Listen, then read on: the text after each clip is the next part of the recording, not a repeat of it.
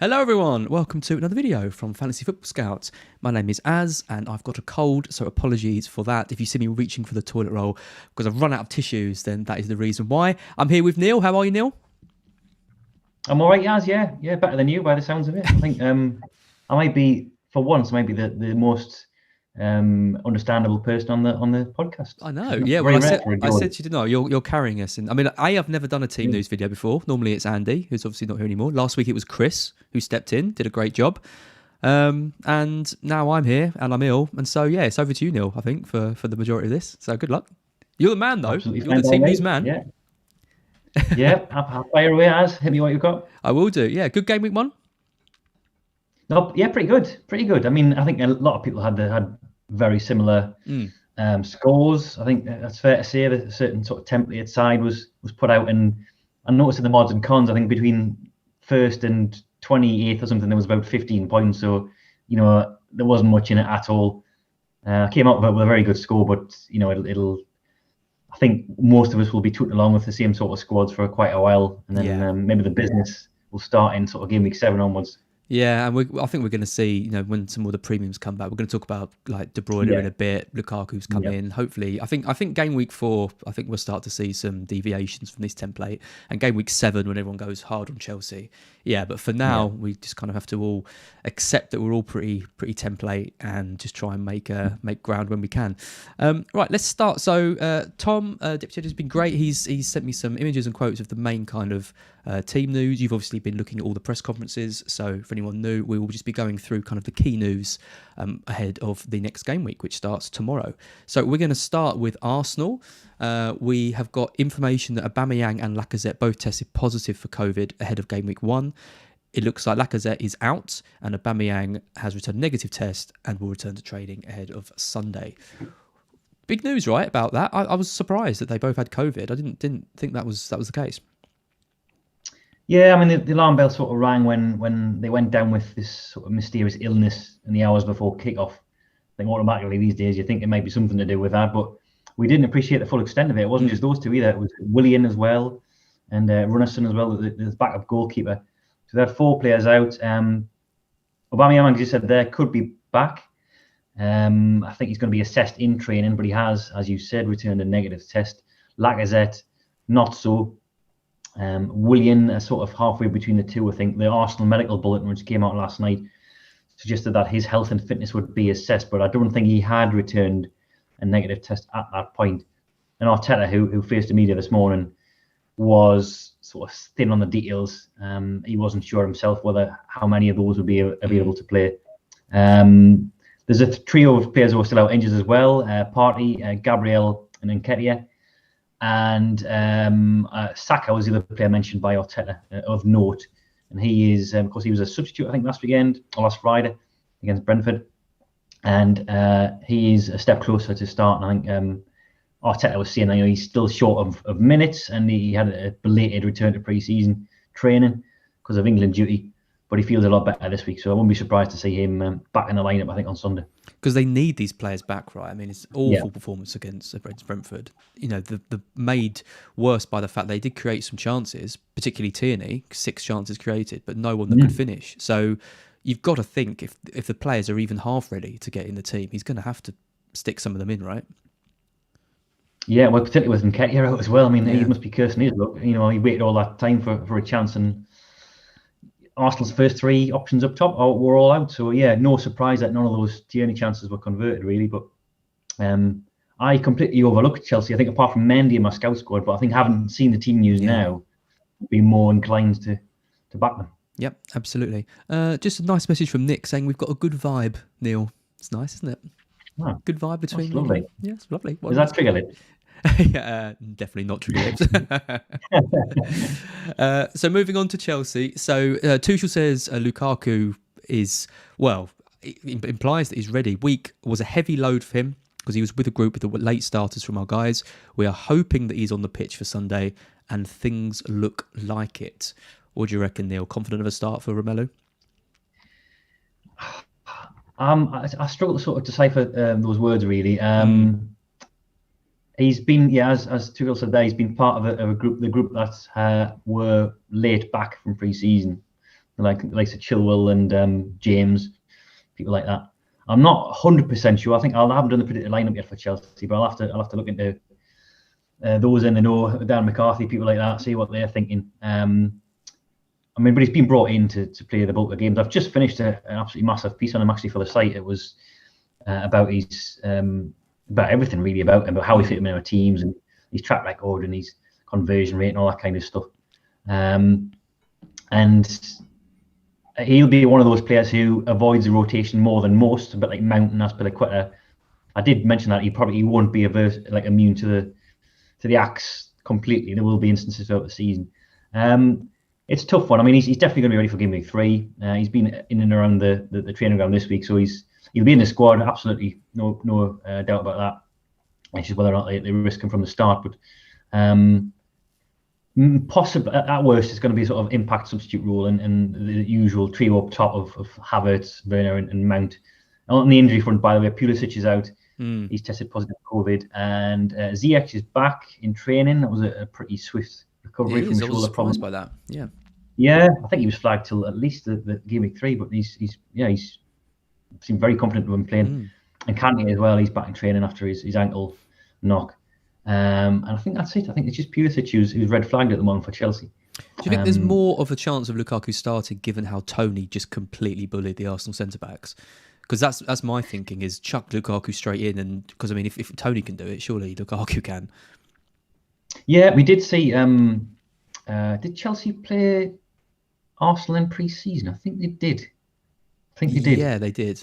They drew, didn't they, or did they? Was it a narrow win? I can't remember, but I remember seeing that high line of Arsenal were trying to play, obviously with a view to White and Gabriel long term, but she looked absolutely appalling with Holden and I think it was Mari at the time. And Werner and Havertz made absolute hay. I think this is the same game I'm thinking of. I'm pretty sure it is. Tuchel might have seen enough in that game to suggest he could start without Lukaku. I probably wouldn't bring him in this weekend. Lukaku as bad as Arsenal were. Like if I had the funds to do so, I think I'd be on a monitoring brief. But because of that slight doubt about whether he'll start or not, but he's in the squad anyway. So basically what you're saying is whatever system Chelsea use, they should win pretty comfortably. Either Lukaku is a battering ram up front to bully White, or, high line and exploit it with the pace of, I think Arsenal. This is the thing though, Arsenal do turn up in these big games. And it'd be a really interesting match. I'm not expecting Arsenal to get battered, but I think whatever system Chelsea roll out will probably be enough. So let's move over to Brentford. So Thomas Frank confirms all the players in Brentford's squad in Game Week 1 will be available on Saturday. He had previously said that Ayew had only been substituted last Friday because of cramp. So great news for Brentford. They can roll out probably the same team that they won against Arsenal with, right?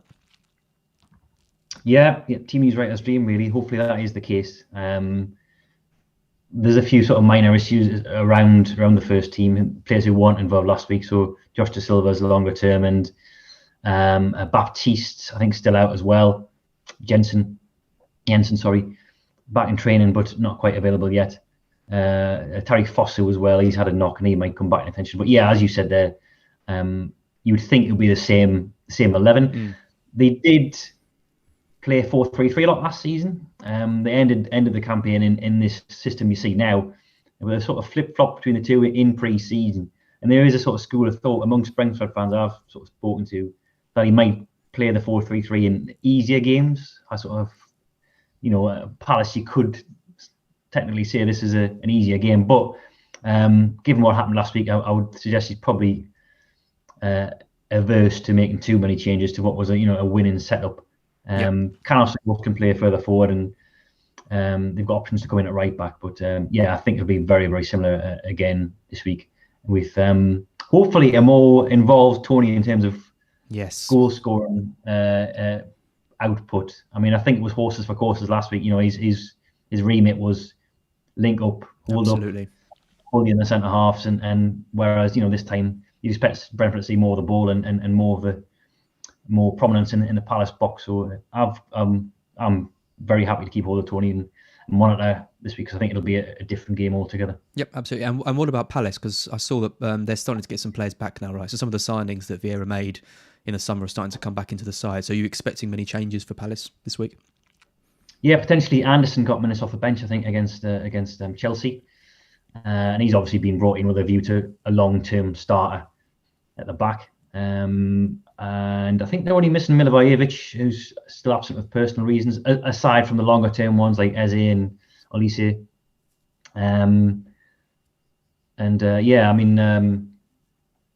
They've got betting in a few more players, and they're probably too quick to rush to judgment on Palace based on Chelsea, because Chelsea's absolutely a machine at the moment. They've got Lukaku to add to that, and it's probably a bit early to be writing them off as De Boer 2.0. But we'll probably see more. I did think they might struggle. I think they'll be relegation candidates, but I think we'll see more of what they're about this week against a team that they're going to be in and around, and in terms of Premier League table terms. And see what Zaha it's must win. It's must win. I think it is. Yeah, I mean it's Gameweek 2. I know it's crazy. I know what you say. Yeah, I think what we saw in pre-season was an even more reliance on Zaha, and we saw a lot of comments from a lot of the players that were going to give the ball to him as much as possible. The sort of system set up perfectly for him. He's playing on that left, where I think he's better cutting in off that flank rather than playing as a two up top. So. I'll be on a monitoring brief. I mean, Palace are so far down the season ticket anyway that I'm not remotely interested at the moment. Yeah. Okay, next Brighton, my team. Bad news for my team in real life and my fantasy team. Still without Dan Burn, Joel Veltman, Tariq Lamptey. Although I did see some training pictures of Lamptey, which is encouraging because I haven't literally seen him in like a year. So the fact he is alive is good. Danny Welbeck still out. So Veltman's the big news here because obviously he went into the season not flagged and now he's going to miss the first 2 games. Yeah, he was in my first ever draft. I think when FPL launched, I was so sure I was going to start with Lamptey, and then it was Veltman after that, and then of course he fell by the wayside. As you said, those 4 still out: Lamptey, Welbeck, Burn, Veltman. I think after the international break is when most of those are targeting a return. Veltman, we're not quite sure of. He was isolating because of, I think it was a close contact rather than he himself had tested positive. So obviously that's 10 days, and so maybe he's back for Gameweek 3. Aside from that, Connolly's back. He was absent for personal reasons, and I suppose the absence of Veltman would suggest that Duffy starts again. 4 million defender. He earned a lot of praise from Potter last week. Played very well. The highlights, the sort of extended highlights I saw, and we saw some curious selections. I know he's prone to this, Potter, isn't he? But Gross at left back or left wing back was another one. Jesus. You thought a good right wing back, let alone a left one. I did see speculated that it was March on the right because it was trying to deal with McNeil, but I think once they switched back to a more recognisable system in the second half, it looked a lot better. Yeah, and, I think he's got. It is tricky though. I mean, we are light. We are very light at right wing back with Lamptey and Veltman both out. Burn could probably fill in there as well, but he's out as well. So defensively, like I'm going to this with 2 Brighton players, and I'm thinking, defensively we are a concern. And obviously we're playing Watford, and Watford have got the big danger man in Sarr. Mm-hmm. And they got some sort of big lads as well. Watford and Brighton's set pieces. Yeah. Defending set pieces is just a constant thorn. This isn't something new. This was all through last season as well. Sanchez, whilst he's got the extra height on Ryan, still seems a bit flappy, doesn't he, at corners and free kicks? So that's my main. They're perfectly summarised by the XG data last week. I think it was second best XGC for open play and the second worst for XGC set play. So that's Brighton in a nutshell. If ever 2 stats summed up Brighton, I think that's probably it. How about Watford then? Because I mean, obviously the big thing with Watford is just how many strikers they've got on the books. It's crazy. If you go on the FPL team and filter by Watford and look how many strikers there are, it's crazy. Obviously Dennis got off to a good start. João Pedro, we think, will be first choice when he's back. Is there any news or updates about Watford's sort of attacking players? Yeah, Pedro's still out. He's got this knee issue. I'm not quite sure what the time frame is for that. Wasn't mentioned yesterday. Beyond that, he's still unavailable. Joshua King's back. He's another option through the middle. Because they've got Deeney who can play there when fit. King, as you said, Dennis, who got off to an absolute flyer last weekend, and I'm sure he'll keep his place. He is flagged, but there was no mention of him in the press conference yesterday. He was pictured in training, I believe, this week as well. and he was only flagged, I believe, because the way they do it. Some insight into this: any kind of match report or press report or official club report that mentions that he came off with an injury, even if it's limped off or walked gingerly from the field or just cramp, even sometimes, will warrant a flag. And if we don't get any indication that he's fit, like an official line from a manager saying he's definitely available, then the flag will stay on. But in reality, I think we're probably assuming that he's fine, because he was completely overlooked in the list of names mentioned yesterday in the press conference. Wasn't named there, so we're assuming he's absolutely fine. They did have Chalobah still out with an illness, and I don't know how you pronounce his name. Kuka, is it the sort of veteran midfielder? Sounds good to me. I need to really brush up on my new signing. Don't we all know? He's got a thigh problem, a minor thigh problem, so I think he's a minor doubt, but should be back for game week 3 if not involved this weekend. Yep, excellent. Leeds are next. So Leeds really poor, really poor against United. Loads of mistakes. There's that narrative which is when Phillips doesn't play, Leeds struggle, and I think we saw that again. Bielsa says he's getting closer to being ready for a start. Llorente is going to be out for another week. They need to get Phillips back, don't they? Yeah, I watched the game last week, and no surprise that Fernandes got a lot of joy through the middle. That sort of soft underbelly. It wasn't just the fact that Rodrigo and Klick were starting in midfield. It was Robin Koch as well at the base of that midfield. He's just no Phillips. I think probably better suited as centre half, as much as Bielsa would like him to be this DM. I got absolutely ripped to shreds, and yeah, I had a look at the stats in the members area, and there's no surprise that they got a lot of chances conceded through the middle of the pitch. And yeah, as you said there, you summed up the team news already. I think Llorente is out. Phillips, being back in training, still a bit hazy in the details. Bielsa just said he was getting closer to a start. That doesn't necessarily mean he is. It's always the most useless bit of information, isn't it? Yeah, it's neither here nor there, is it? But as you said there, he's so pivotal to what they do that he's needed. It's a shame we didn't know that for certain beforehand, because Everton will look a lot more attractive if we knew he wasn't going to play. Yeah, I mean, it must be very difficult for managers when a player, let's say Phillips, is kind of, the medical team is saying, well, he can play, but there is a bit of a risk of extending it, and you think, well, we've lost that game so badly in the first match. The same with Arsenal and those players. We need him on the pitch. So, do we send up a patched up Phillips who could break down after 10 minutes, or do we? Yeah, or do we wait? He's so key for them. We've got a patched up clip, didn't we, on the team news video? Yeah, that's how I feel. Yeah, they got me out, a scout. They get me out. They can get Phillips out on the pitch, surely. How about Everton then? Because Everton, I was surprised to see Calvert-Lewin start. Actually, given that he had barely, did he have any minutes pre-season? He was none. Absolutely none. So I was surprised at that. But got a goal, played well. The system looks like they're looking to again get the most out of him. Cross after cross after cross. Any other Everton news to discuss? Yeah, a little bit sketchy on the details. We knew that Rodriguez was one of the 5 players who was going to be missing game week 1 because of COVID. The other 4 were unnamed, but Benitez was setting a series of clues as to who they might be. He said it was 2 from 3 of Gomez, Gbamin, and Keane. We know Keane's definitely one of them because he's now back. The other 4 apparently remain out. So we assume Godfrey might be amongst them as well because he wasn't playing. So nothing fresh from Benitez that we've seen in the broadcast section. Doesn't leave him with much, given that 4 players are still out. Mina's a possibility to come in. He came off the bench last week and he had it much like Calvert-Lewin had a bit part pre-season, I think just 12 minutes. But the sort of main team news wasn't really injury related. It's to do with sort of positioning, and that was the second half switch that saw Richarlison go into the middle, and then Damari Gray move out to the left, in the reverse of what was happening in the first half. And no surprise that they looked a lot better. Yep.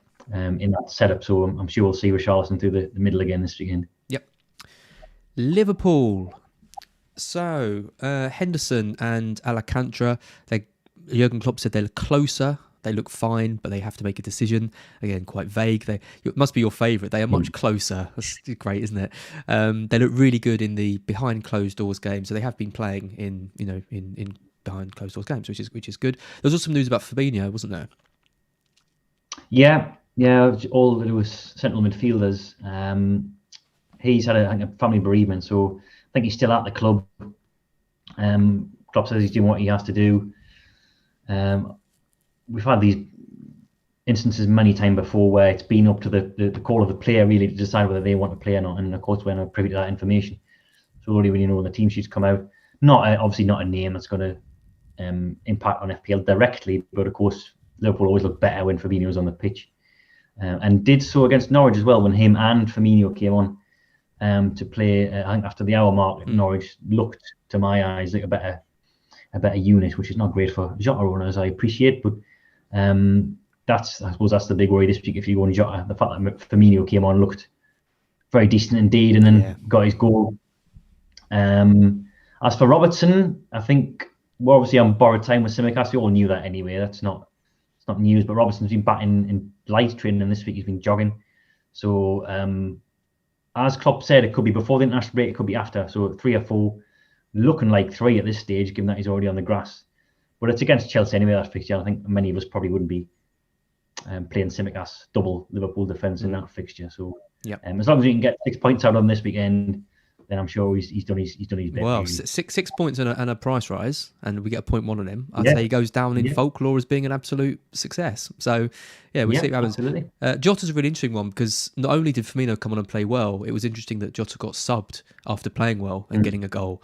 So it just adds, doesn't it, to this, every week, you're just going to be worried about his minutes, when he's going to get subbed. He'll come on if he's on the bench and probably get 20 minutes. Is that enough for a player like that? So he's a cheap price, but he's just constantly going to be that thorn on your side, I think. How about Burnley? Any updates with Burnley? They look like they've got most of their players fit and available, right? Yeah, just 2 backup options, Stevens and Long, who were never going to trouble the first team anyway. They're both still out. And Dyche was saying everyone else is fine. So I did mention in the team news video that he's played this sort of one striker system last 2 games against the Big Six. So we could see Brownhill come back into the equation for this, but no promises. Yep. The big one next, Neil. Hope you've got your... I was going to say, I hope you've got your brain on. That doesn't even make sense. Hope you've got your brain switched on. That'll do. So it's Man City next. Pep says Gundogan is fit. I mean, that is very, very unlike Pep, isn't it, to give us that clear bit of news? And then he ruins it by saying, Kevin De Bruyne, we'll see tomorrow. Thanks, Pep. Yeah, he did. And I just want to be absolutely unequivocal here. He did say Gundogan is fit. And I think even now, there was a bit of division on Twitter about what Pep actually said. He was talking about De Bruyne at first, and De Bruyne's got his ankle problem, which will need assessing. I think the confusion lied with a reporter mistaking the words "could not" for Gundo. So Pep had said could not train when he's talking about De Bruyne. And I think someone has then assumed he'd said Gundo not training. Wow. So there's been a lot of back and forth on Twitter about what he actually said. But even Man City's admins, who originally misquoted Pep, the Man City admin is now on board with the rest of us, and Gundogan is fit, and De Bruyne is the fitness doubt. So he's going to have a test tomorrow. He didn't train today, De Bruyne, so not looking good really. If he's not training the day before a match, I think that's it. I think apart from Foden, who we knew was out anyway until after the international break, just this fresh flag on De Bruyne, and that's it. So before I drop you in it, Neil, is your team prediction for City up to date on the site? It's not yet. No, okay. I'll be doing that this afternoon. I had it lined up. I won't show it yet. So check that out when Neil updates that, because you're pretty good at these, Neil. I have to say, it's obviously an almost impossible job predicting Pep's lineup. But if I'm going to trust anyone with the team lineups, I'll definitely trust you. Thank you very much. He's the one man, of course, who can outwit me on a weekly basis. So I think I've got most of the numbers. The one man, really. Yeah.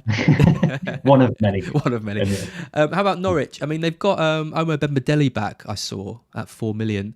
They don't look as the last time they got battered by... Well, no, the last time they played City at the Etihad was when they won, right? And they had a massively patched up squad. So how are they looking going into this game? I beg your pardon. As did you say Norwich there? I did.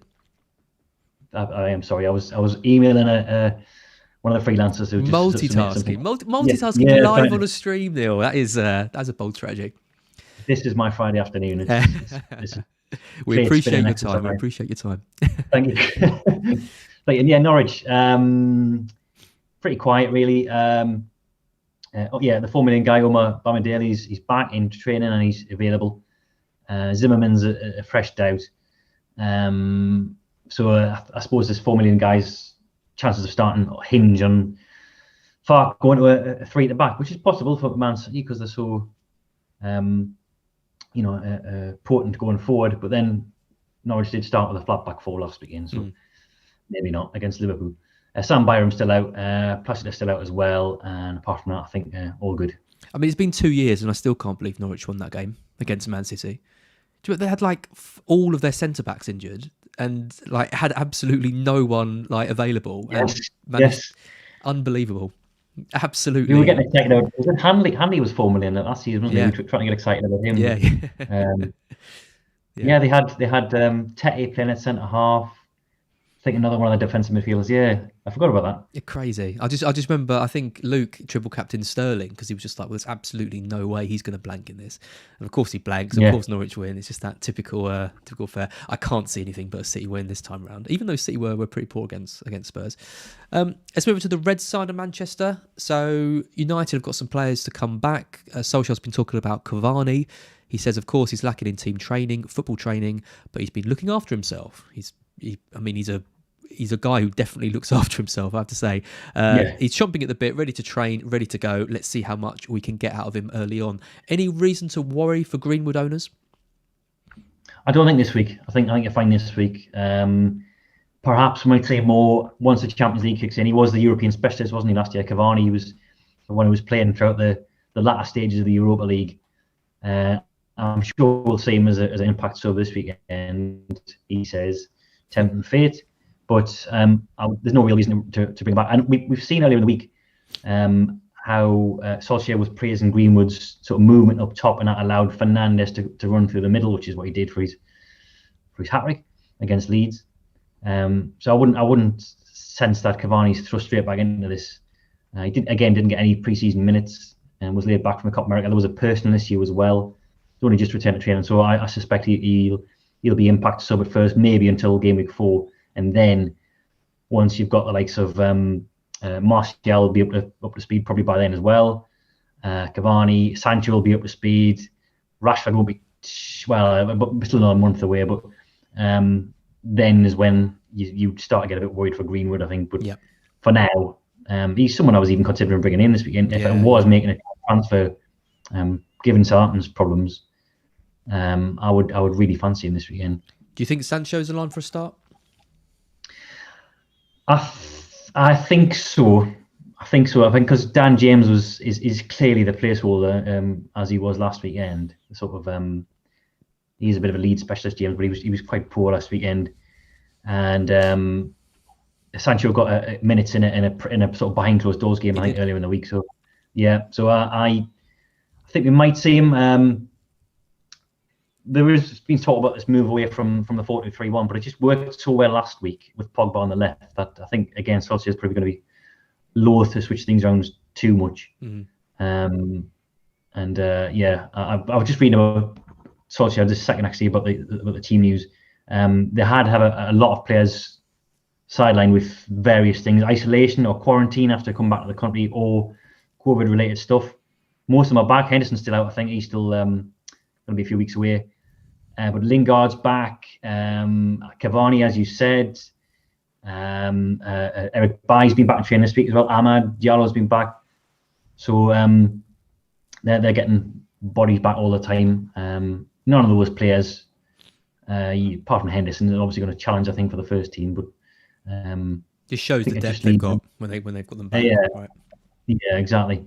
And I think that just leaves Henderson and the lesser spotted Phil Jones on the sideline. Yeah, he's still there, still knocking around. Phil Jones, amazing. How about Southampton then? You mentioned they've got some concerns. Well, they haven't got any fresh ones. I've just seen Ralph's Ralph's presser. It's more the fact that they're bedding in a new team and they've had the core ripped out. Vestergaard, Ings, and Burton, of course, left as well. Ward-Prowse, I think, even Hasselhoff admitted today, still needs to get up to speed. He didn't have any pre-season. I think he may have had 45 minutes, but then was a doubt for Gameweek 1 and made it through last week. So new contract now for him. New contract, yeah, he's staying. He's one of the big. So he was heavily linked with the move away, but he's sticking around. I guess I haven't seen Hasselhoff all the way through, but injury-wise, it's quiet. Like everyone will be excited about Livramento, of course, the new right back from Chelsea. Looked very good, especially going forward. Probably still too early to make any knee-jerk assumption that he's going to start week in, week out, because of course they've got Walker-Peters. He's the exit route potentially, isn't he, for Simicast, I think. Yeah, exactly. Yeah, so I mean, it's a good period to monitor. While Southampton's fixtures aren't too good, and we'll see how he does. But very exciting. Came out of nowhere, really.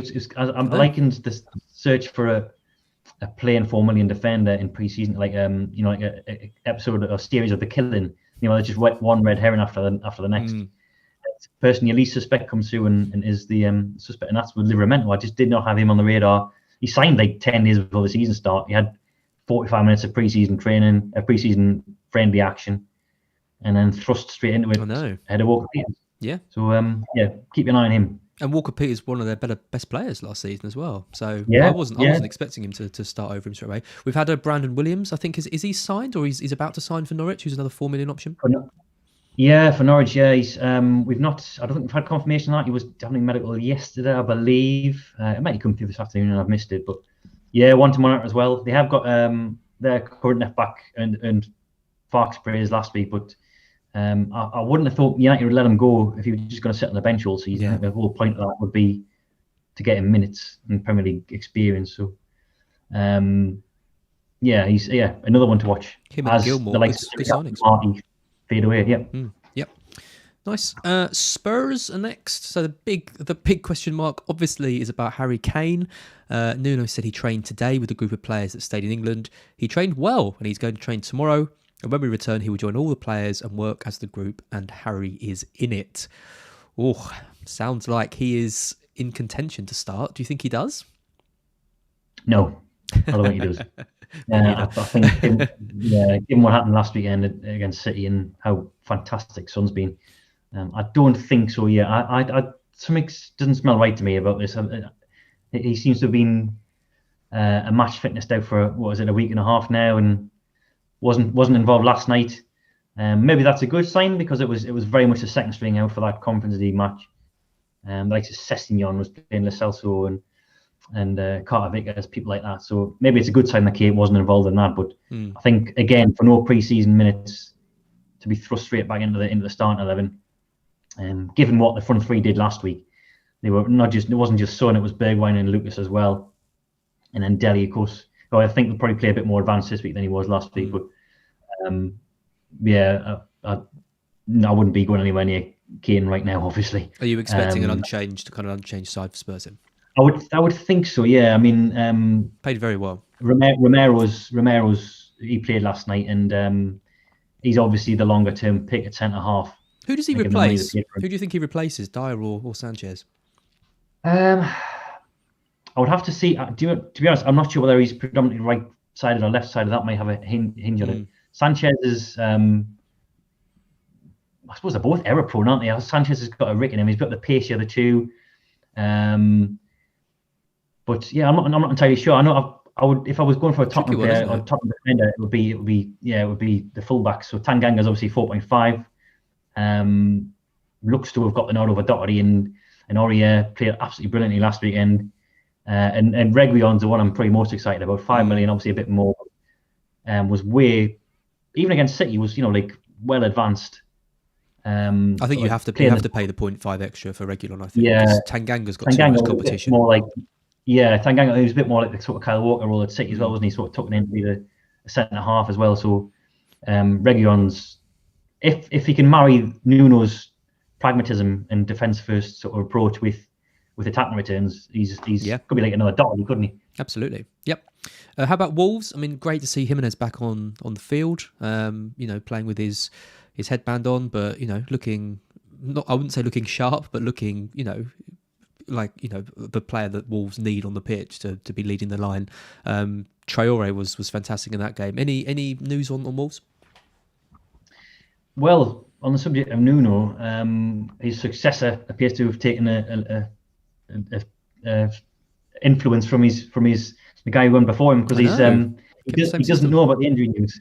Yeah, Nuno is typically unhelpful in his press conferences when he was at Wolves. He will just say, we've got a few, yeah. No, he's one of them. He'd have a few knocks and goals, wouldn't name any names. And Bruno Laga's done exactly the same thing today. He says he has to see the doctor today and find out. He doesn't know yet. So thanks for that. And we're destined to never know the Wolves team news, no matter who's in charge. We do know, of course, that Neto is looking even lighter to miss more of the season now. He's had a bit of a setback. And the longer term ones like Johnny and Podence as well. And Podence is not too far away. But I think everyone came through last week unscathed. Semedo's worthy of mention. He didn't play last weekend. He was on the bench. But he had come off the back of a 10-day period in isolation. And another 4 million defender got a start in his stead. But yeah. And Bruno said after the game he played well. But you would think, especially given what happened in pre-season, a lot of Wolves' play was focused. Was wing back orientated or full back orientated, and Semedo was so advanced and such a big part of their forays forward that you would think he comes back to the team whenever he's deemed to be match sharp. He's going to be another Knox and Niggles manager, isn't he? He is. You can just see it. Sounds of it, yeah. Oh, we just got rid of Eddie Howe, and now we've got him coming in. That's great. Great for you. Villa next. So I thought this one was interesting. Ollie Watkins looks unlikely to start at the weekend again. I think Dean Smith said he might have him back for Brentford, but if not, definitely after the international break. Bertrand Traore is out with a hamstring injury and will also be out until after the international break. So we still don't really know how Watkins is going to fit into the Villa team, and we're going to have to wait a bit to find out. Yeah, we assume, and we're pretty sure it's going to be two up top, but I just don't know exactly how, whether it'll be a 3-5-2, or as we saw in the last pre-season match, the 4-4-2, which was Ings and Watkins together. Smith had come out and said he doesn't see Watkins as a winger, so he's not going to be accommodated in that way. I just can't work it out. I just can't work out how we can not play him as a winger, if I'm being honest.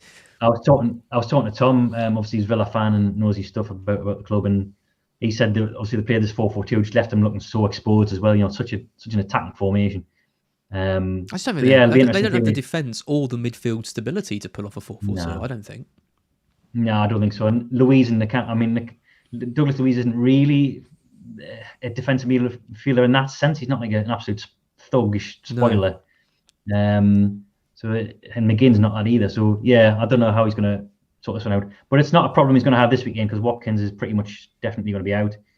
I think he's 25% flag in FPL, but that's just going off. You have to, unless Smith says he's 100% out, then it's a red flag. Then anything else, which is, I think Smith said it was seriously doubts he's going to play. So all but confirmed to be out. So he's not going to feature. They've got a few players back, I think. A few players had minutes under the belt as well last weekend. So Bailey got off the bench and looked very good. Originally in my predicted lineups, but I've just seen a link on the Birmingham Mail, which suggests he's still not quite ready for a start. So maybe it's still El Ghazi or Ashley Young down that left. As you said there, Traore's out until after September. Watkins, it's a bit like Grealish all over again, isn't it? It's just this week to week. He might be ready, but he's not. Matt Targett was a name mentioned as well in Smith's presser. Had an absolute stinker against Watford. Hauled off at the break. But Smith was doing his best mitigation this afternoon. Said that he obviously had a disrupted pre-season with an injury. He then played the following day in a behind closed friendly at Liverpool. That was a weird one, wasn't it? I was surprised at that. We've seen a few of these this season. Now Chelsea playing a one on the Sunday against Weymouth, and then United again. So it's obviously getting a lot of, especially these players who've been away with their countries. I think in the summer, trying to get some more minutes into these lads. So yeah, Targets. I think to bench him after one 45-minute horror show is probably a bit harsh based on what he did last season. So yeah, he's probably going to get another crack at the whip. And if Bailey's not ready for a start, then maybe Young's going to play for that left flank anyway. Yep. Anything from Newcastle? Always something from Newcastle. Yeah, always something. There's we're the most injury-ridden club, I think, in Premier League existence. So yeah, we've still got Woodman's still going to be between the posts again. Dubravka's had a setback. Darlow's still some distance from recovering from COVID. Shelby's the new addition to the list. He's got a calf problem. And Willock's in line for a second debut. He's going to be in the squad. Bruce said he would ideally have liked to have had more pre-season minutes. So there's an element of doubt about whether he starts or not. But obviously, beyond this week, he's going to be nailed in our midfield, you would think, because he's the money we've paid for him and the difference he makes to our team. We saw at the end of last season such a threat we don't have from the rest of that midfield group. Someone who can actually put the ball in the net, help Wilson. So if not this weekend, then obviously game week 3 onwards, you'll see him in the starting 11. Yep. And finally, the Monday night game, which is West Ham Leicester. David Moyes, pretty vague. Your favourite quote, Neale. Yes. A few knocks and niggles, but are pretty much okay, aside from Arthur Masuaku. So it sounds like they've got the same players available that they had in the win against Newcastle, right?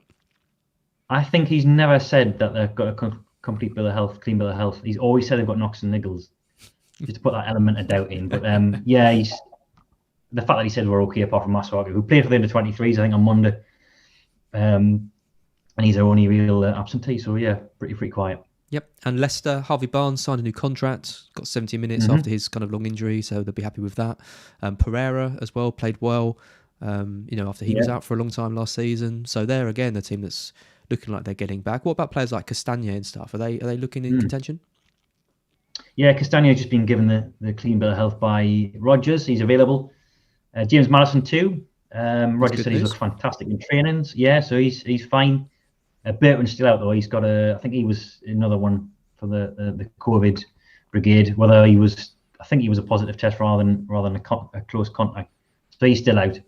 So probably Thomas continue, I think, because Castagna's maybe a bit short of match practice, and Pereira looks so good on the right as well. Whereas I think towards the back end of last season, I'm pretty sure Pereira and Castagna were both sort of trialled on the left in order to accommodate the other one. And neither of them really looked at home there. So I think, Castagna's probably going to be eased back in. They will have some European matches coming up as well. I'm sure he's going to have plenty of game time there. But it's the age-old dilemma of which system he goes with. Rodgers is going to be the same again, or whether Iheanacho's going to get a look in. I think we've all moved away from Iheanacho now to really care too much about that. But he's not going to be able to guarantee he starts most weeks now. I fear Iheanacho. It's similar to Villa. I mean, I just can't work out how he can play, Maddison, Tielemans, Ndidi, Vardy, Barnes, Maddison. Like, there just doesn't seem to be a system which accommodates all of these players. So I think it's always going to be one of Barnes or Iheanacho missing out. Yeah. And it's like, at the moment, it looks like it's Iheanacho, which is a massive shame for him, given how he ended last season. Yeah, Rodgers is, it's a bit like Moyes with Benrahma, which is kind of what worries me a bit. He seems to have this bit of a distrust about him, he's never quite fully sung his praises. Like, remember last season he was talking about Iheanacho being an impact sub and how he's better off the bench, and seems to be like the first given opportunity, he's dropped him back down to the substitutes again. But I suppose that shows how high esteem Barnes is held by Leicester, that he's almost reshaped the team to fit Barnes back in as soon as he was fit. And he even played up top briefly last weekend when Rodgers went over 3-5-2 in the closing stages, last half an hour. It was Barnes and Vardy briefly up top for Iheanacho came on. Yep. Neale, amazing. I mean, 1,356 people watching live to you talking about your TV stuff. Amazing. So make sure you like this video and subscribe to the channel so you can get more of Neale every week, who is the bastion of knowledge of Fantasy Football Scout, and make sure you check out his predicted lineups, and there's injury tables and everything else on Scout that Neale keeps up to date, so you can check out all of that as well. Just a shout out to the members area. So we've got 20% off at the moment, and we're extending that into next week, so make sure you get that locked in if you haven't already. You get members articles, fixture analysis tool in the season ticker, rate my team, stats tables, loads of great stuff. The transfer planner's on there now as well, and there'll be a new members video with Mark Southerns coming tomorrow too. So this is the time to subscribe if you haven't already. But Neale, thank you so much. I'm really interested this week. I'm confident. I'm optimistic. Again with my team, it can only go one way, right? Yeah, we've had a good week last week, so Yep. it's going to be 30s and 40s this time. Oh, that's so depressing. Don't say that.